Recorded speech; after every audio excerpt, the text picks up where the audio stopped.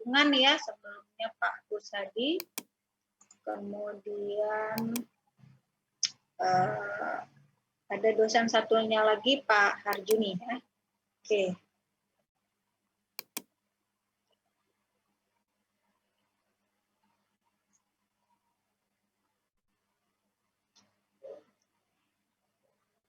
Dan kayaknya ya, oke, kita mulai ya. Kalian pasti sudah tahu ya, kita belajar geologi lingkungan. Oke, kita bahas satu-satu ya untuk geologi. Geologi, kalau bahasa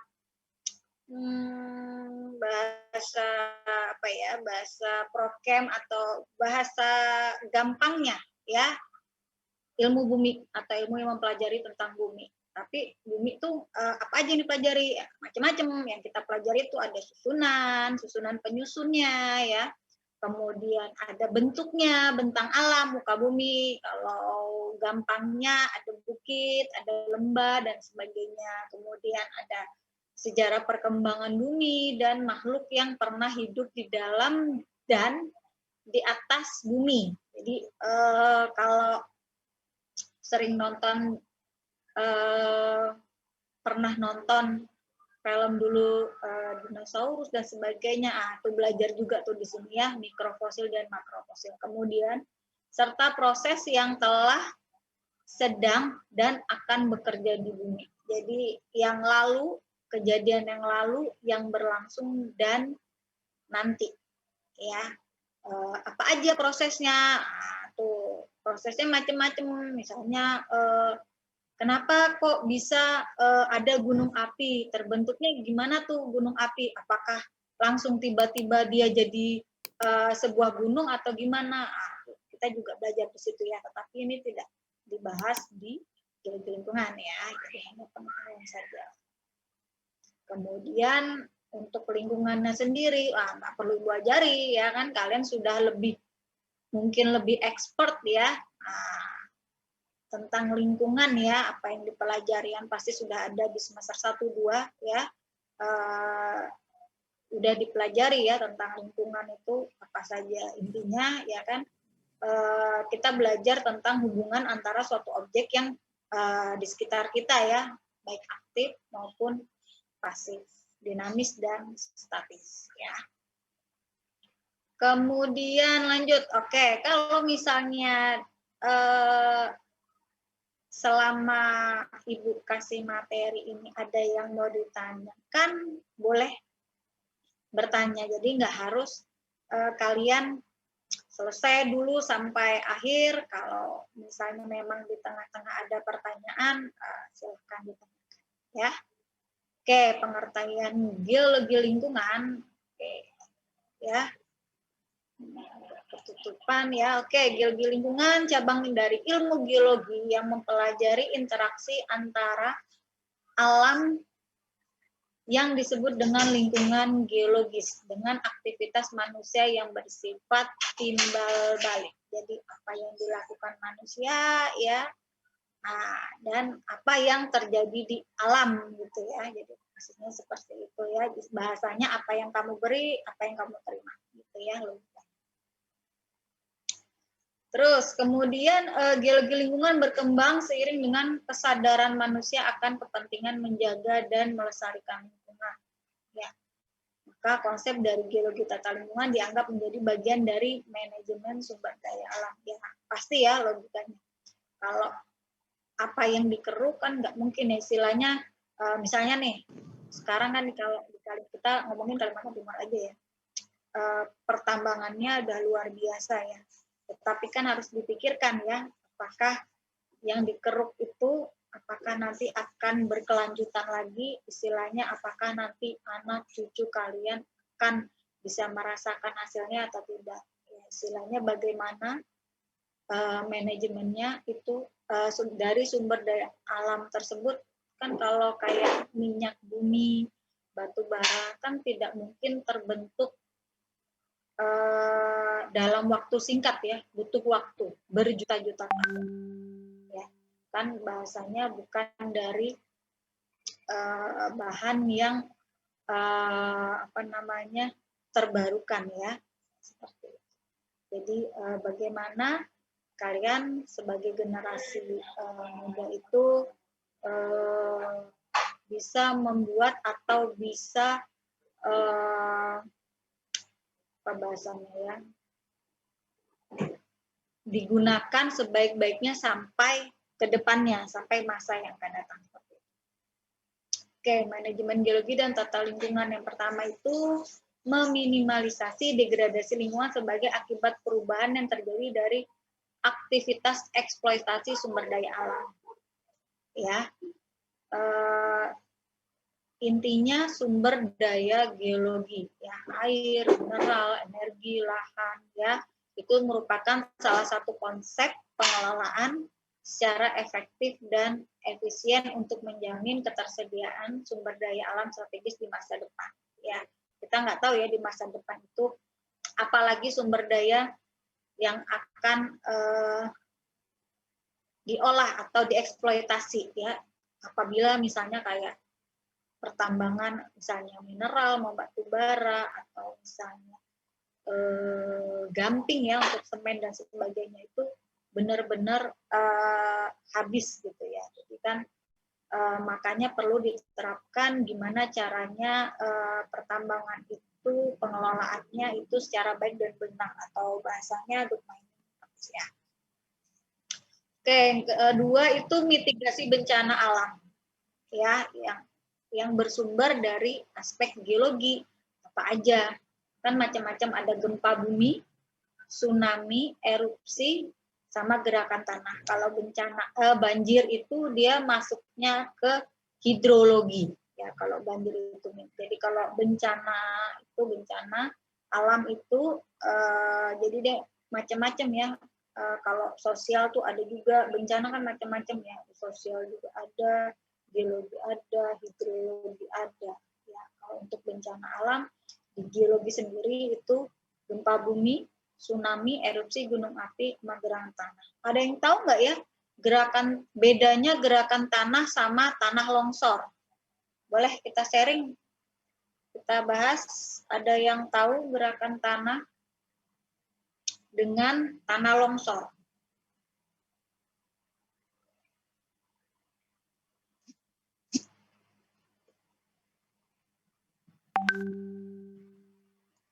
Boleh? Kalau ada yang tahu, silakan. Pasti pernah dengar dong ya, gerakan tanah, tanah longsor ya. Pasti pernah mendengar ya.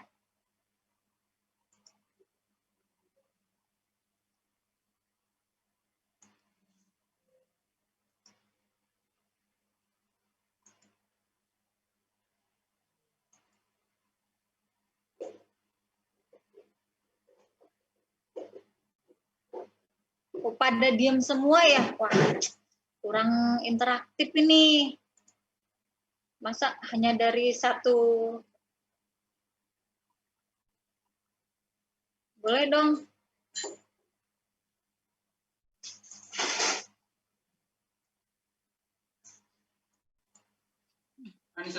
Izin Bu, gerakan tanah. Yuk. Boleh? Nah, yang gimana maksudnya Bu ya? Kenapa? Keputus-putus suaramu. Izin Bu, maksudnya gerakan tanah itu gerakan tanah yang gimana Bu ya? Oh, ya tadi Bu tanyakan nih ya, apa bedanya gerakan tanah dengan tanah longsor gitu ya. Tapi kalian pernah mendengar kan ya gerakan tanah, tanah longsor gitu ya. Jadi kalau tanah longsor ya itu merupakan salah satu dari tipe dari gerakan tanah. Jadi kalau gerakan tanah itu dia ada berbagai macam tipe. Ada longsoran, kemudian dia ada rayapan, ada amblesan atau apa bahasanya ambruk gitu ya. Nah, jadi seperti itu. Jadi kalau gerakan tanah itu tanah yang bergerak, bisa dari segala macam sisi, baik dia horizontal, vertikal, apalagi tuh, atau bahasanya kanan, kiri, atas, bawah gitu ya. Nah, jadi dia kalau gerakan tanah itu tidak melulu bahasanya tanah yang bergerak, jadi dia bisa datar juga gitu ya, bisa dia ambruk, jadi bisa diakibatkan karena misalnya nih ada proses aktivitas penggalian gitu ya, yang digali di bawah nih, yang di atasnya kan otomatis membentuk kemiringan lereng yang tajam atau curam. Bisa tuh yang di atasnya dia tiba-tiba jatuh, bahasanya ambruk gitu ya. Bisa juga kalau yang digali dia bentuknya lerengnya itu dia 60 derajat atau datar, itu dia bisa merayap. Jadi misalnya terkena misalnya ada gempa bumi, kemudian atau hujan dengan curah hujan tertentu ya, otomatis ini ya tererosi lereng-lerengnya, dia istilahnya merayap gitu ya, atau bahasanya menggelinding atau saltasi dan sebagainya seperti itu ya, untuk gerakan tanah. Ya.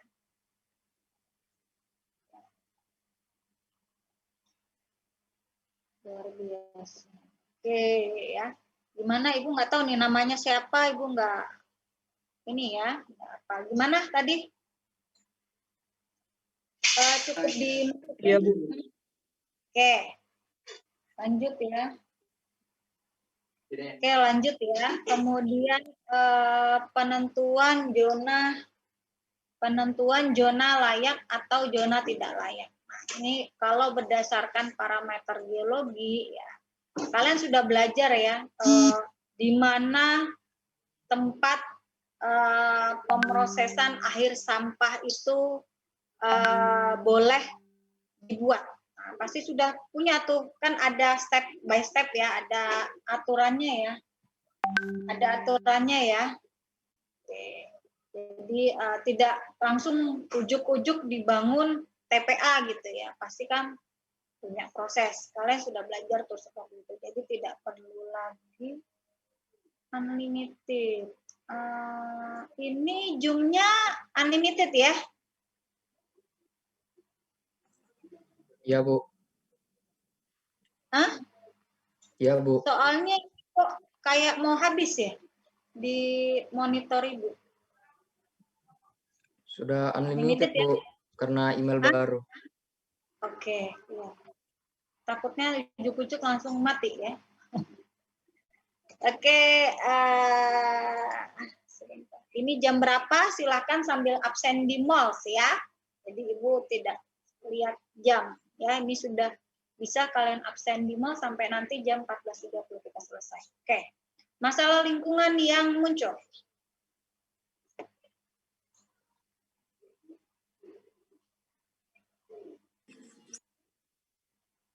Oke, ada sorry.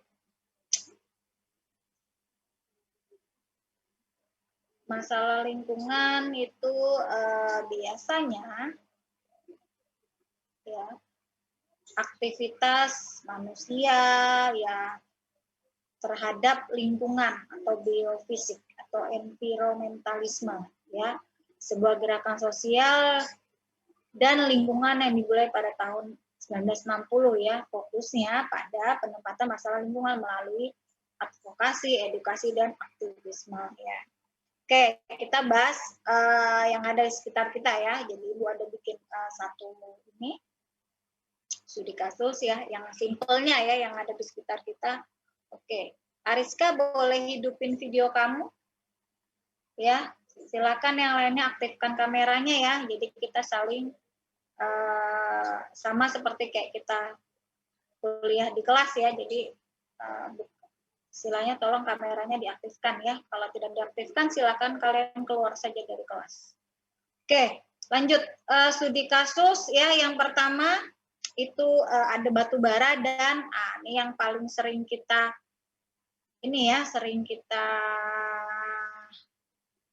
lihat atau sering kita lewati ya, Sungai Karangminus ya. Oke, ini adalah Samarinda ya. Bisa dilihat. Oke, ya. Ya, luar biasa ya, sungainya membentuk kelokan atau meandering ya. Jadi itu proses erosi ya, berkelok.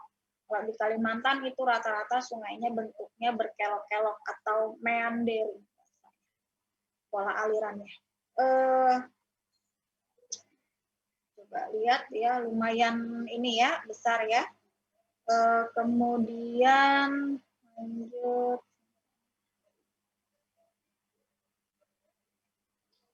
Oke.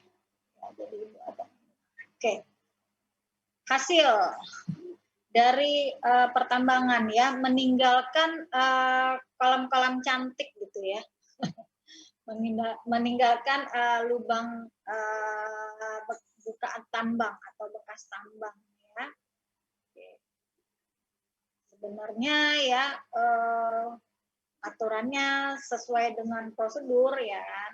Sebelum membuka lahan tambang ya biasanya kan harus bahasanya gini, kalian mengupas kemudian wajib menimbun kembali atau menutup kembali, tetapi kenyataannya hampir banyak tidak dilakukan ya, dengan alasan satu biasanya itu bahasanya bisa dimanfaatkan oleh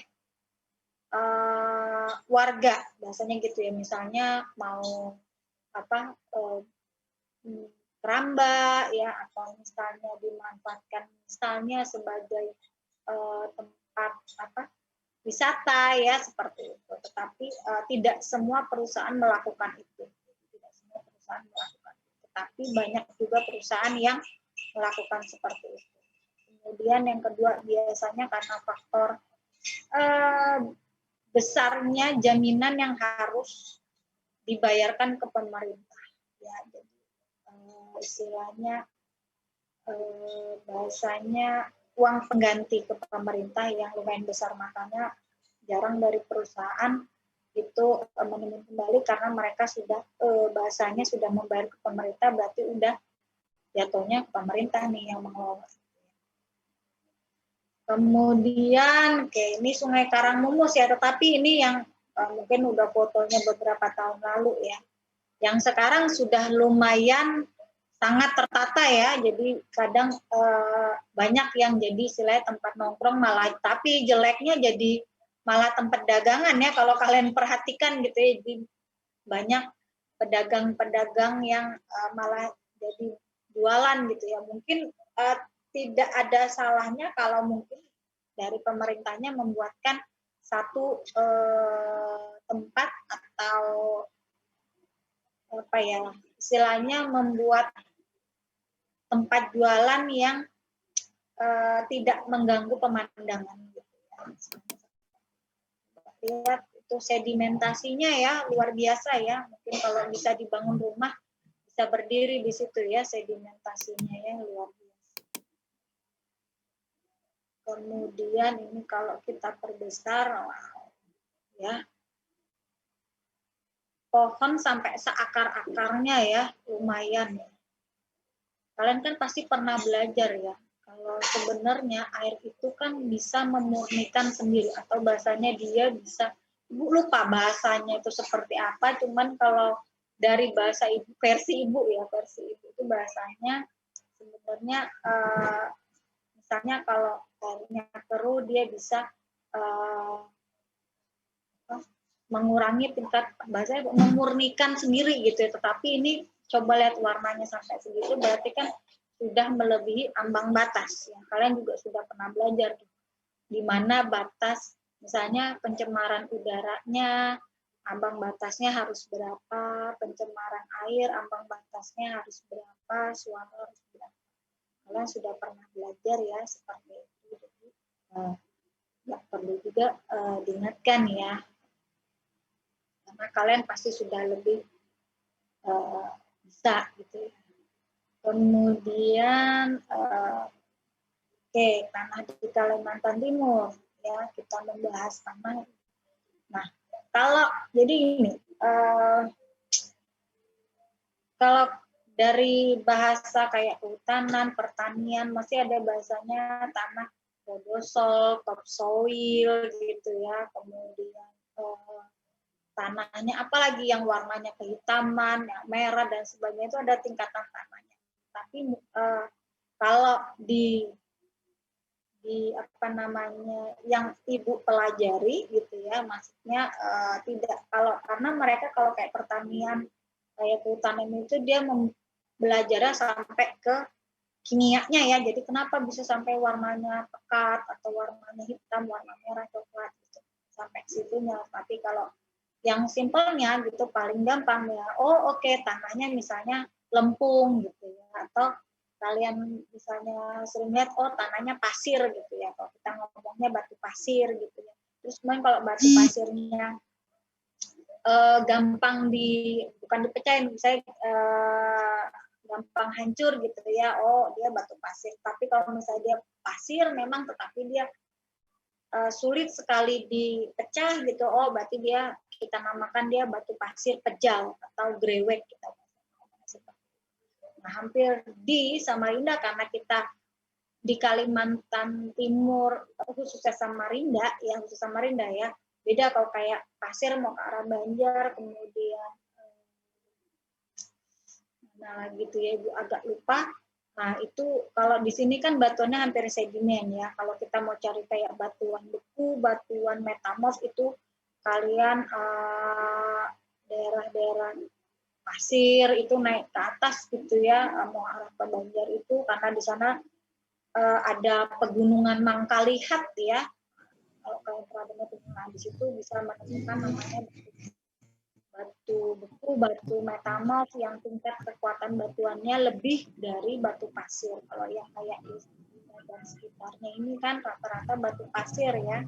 Jadi bisa tererosi ya. Jadi dengan curah hujan yang sangat-sangat tinggi bisa membawa butirannya itu ya, membuat sedimentasi di mana-mana ya.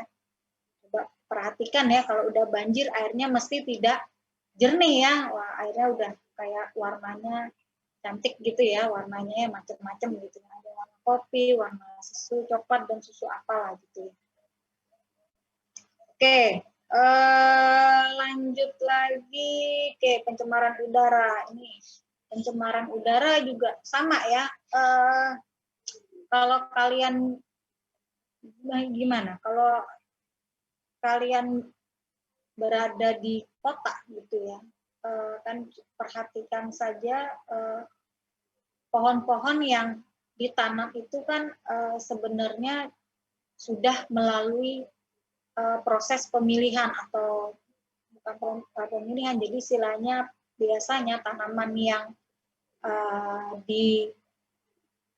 ditanam di sepanjang jalan gitu, tanaman yang besar gitu ya, biasanya kan digunakan untuk dia menyaring udara kotor ya, pagi lalu lintas dan sebagainya. Kalau Ibu salah silahkan kalian koreksi ya, kita sama-sama belajar, jadi tidak hanya dari Ibu saja. Oke.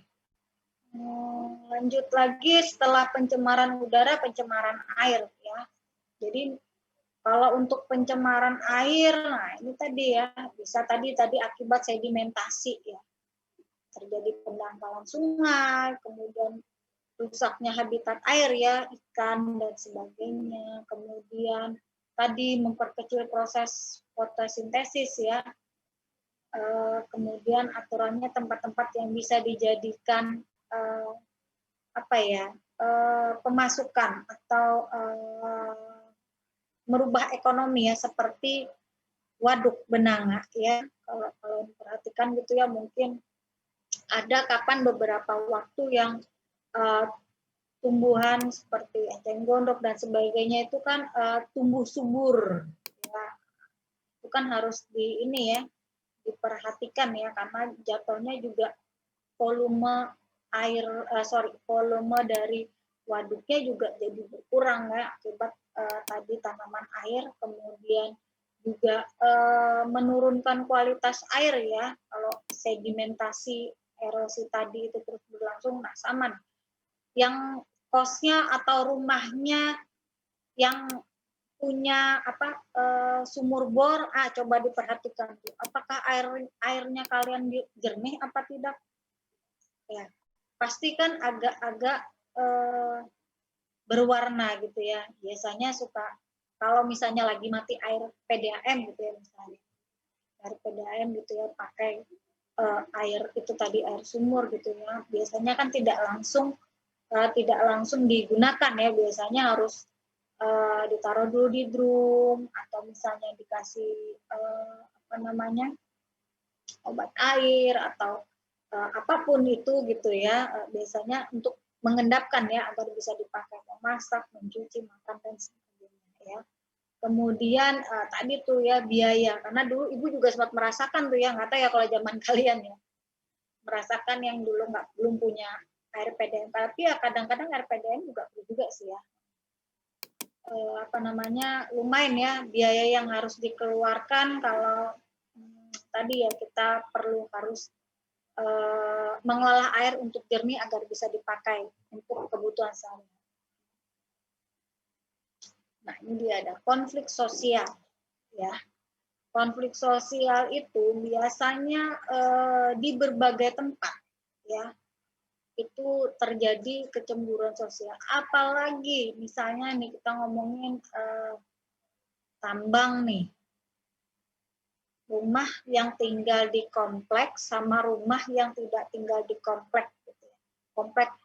Komplek perusahaan nih ya, kita ngomong komplek sama yang di luar kan pasti dilihat saja itu sudah luar biasanya kan. Biasanya kalau sudah di komplek perumahan gitu ya, misalnya kalau kalian kemana ke Sangatta atau ke Bontang atau kemana deh yang ada komplek perumahan salah satu perusahaan, pasti kan sama semua warnanya gitu ya, ditata dengan cantik gitu ya. Tapi kalau yang tinggal di biasa ya, kalau kayak ibu gini tinggalnya di bahasanya ibu ngomongnya di kampung lah gitu ya.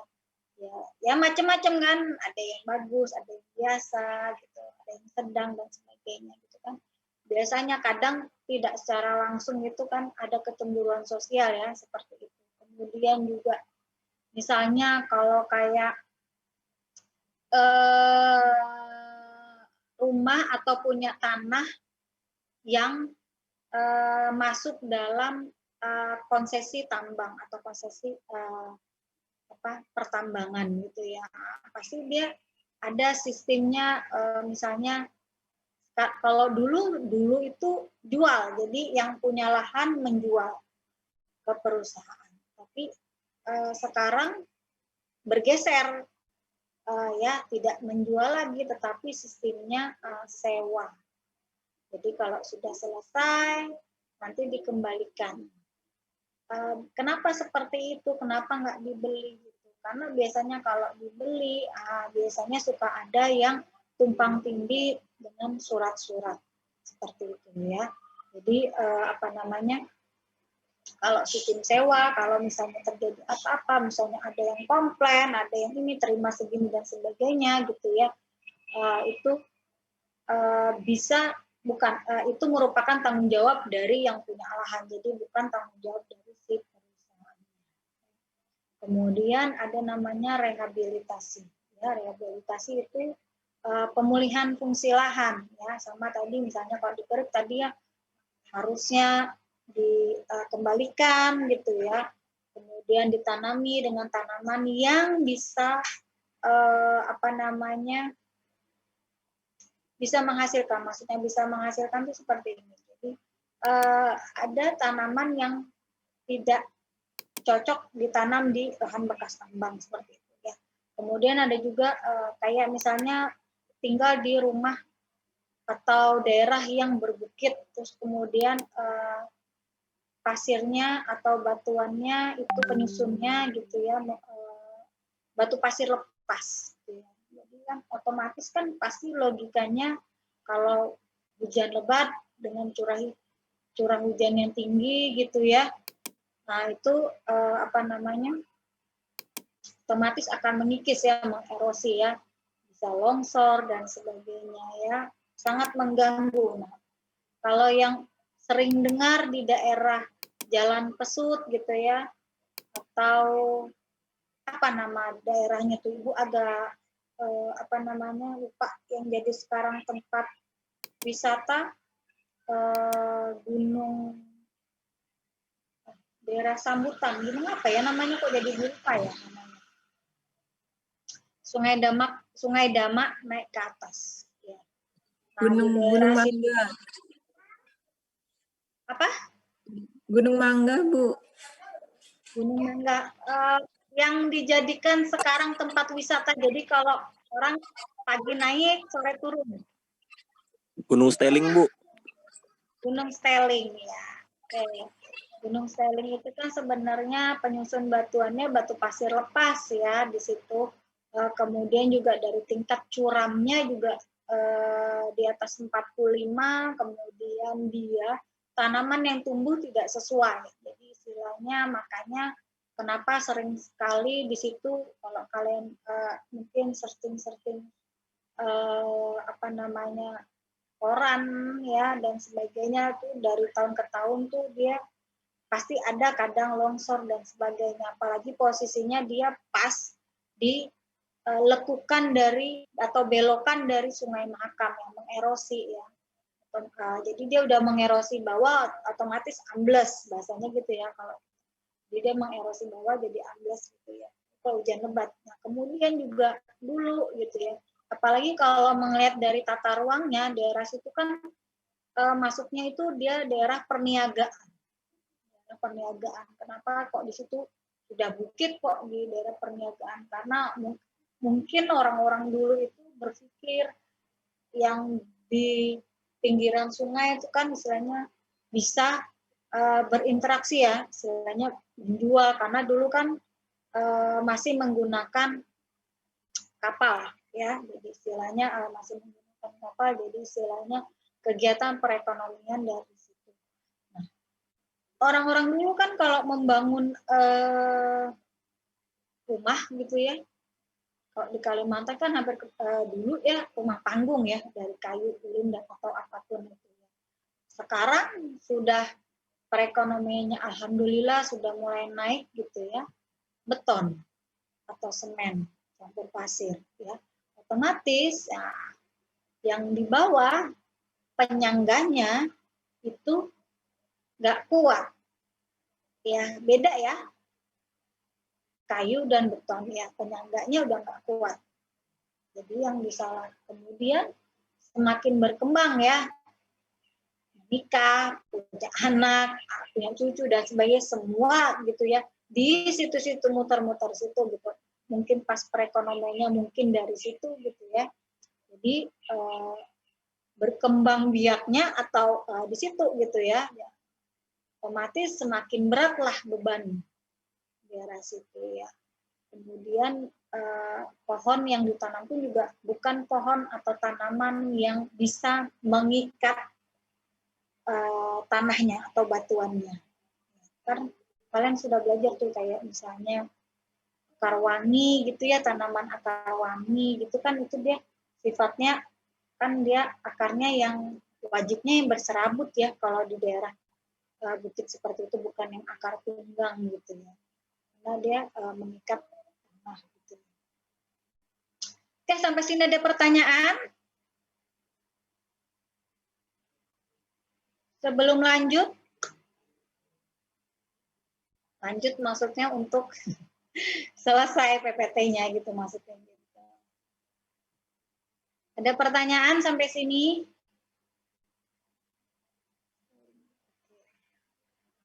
Absennya 6 menit lagi ditutup ya. Sudah absen semua? Sudah, Bu. Sudah semua absen ya. Ini ada banyak sekali 60 orang. Kalau di kelas nggak muat ini. Ya, pakai kelas besar ini ya.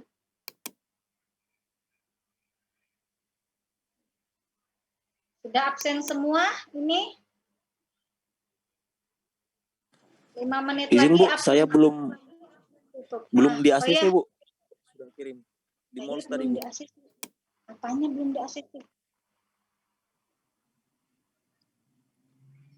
Apanya belum di ACC ya? Bu, permintaan untuk masuk kelas, Bu. Di mall situ. Tunggu sebentar ya, soalnya nggak muncul ya di Ibu. Sebentar. Topan Karim, Bu. 1709 045 049, Bu. Di Ibu nggak ada permintaan tuh? Coba saya cek ada dulu ya. Ibu nggak ada permintaan. Oh, sudah masuk, Bu. Sudah masuk, Bu. Ada anunya Bang, videonya Bang. Bisa ini bukannya udah masuk ya? Iya, Bu. Sudah, Bisa Bu. interaksi. Udah masuk ya?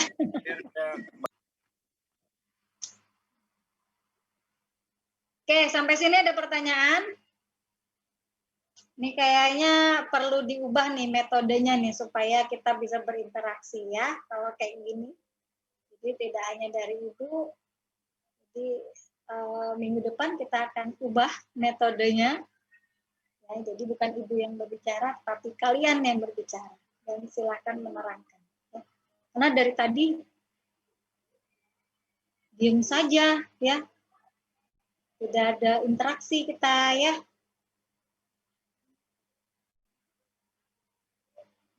Kan sudah mahasiswa 4.0 ya. Sudah mahasiswa yang canggih semua ini ya. Jadi interaksinya. Tenang aja kok, Ibu ndak gigit kok. Ibu ndak kejam. Ibu ndak marah-marah.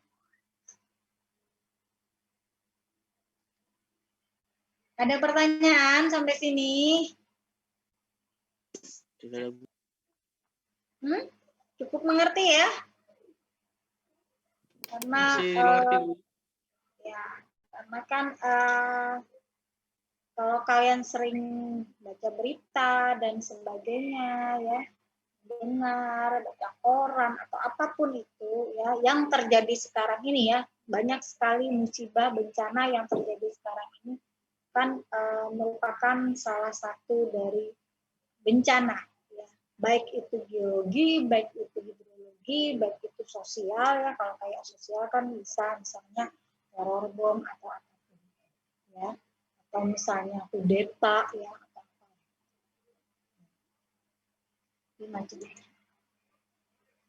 Oke, absennya 2 menit lagi selesai. Jangan lupa silahkan absen. Tidak ada yang chat untuk telat absen ya. Ibu tidak terima chat yang telat absen. Jadi silahkan absen. Ibu kasih hanya waktu 30 menit selama perkuliahan. Silahkan untuk absen. Kemudian itu saja materi untuk hari ini. Sudah ada share di PTP, di MOL, sudah silakan kalian upload ya. Oke, kalau tidak ada pertanyaan, Ibu akhiri ya. Terima kasih. Jaga kesehatan. Kemudian jangan lupa karena terlalu enak di rumah, jangan lupa kuliahnya dan tugasnya tetap dilakukan ya. Itu saja, terima kasih. Assalamualaikum warahmatullahi wabarakatuh. Waalaikumsalam. Warahmatullahi wabarakatuh. Waalaikumsalam warahmatullahi wabarakatuh.